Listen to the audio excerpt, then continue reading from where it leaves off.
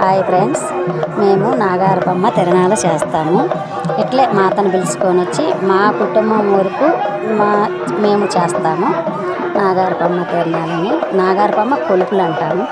జంగిటి వాళ్ళు, డబ్బు కొట్టేవాళ్ళు కలిసి ఈ జాతర నడిపిస్తారు. రోజులైనా 5 రోజులైనా ఈ జాతర మేము నడిపిస్తాము. ఇప్పుడు అవకాశం టైం లేదు కాబట్టి 3 రోజులే చేసినాము. ఆమెను పిలుచుకొని వచ్చి ఆమె చేత సాంగ్యాలన్నీ మేము మా సాంగ్యం అట్లా ఆమె చేత చేపియాలి.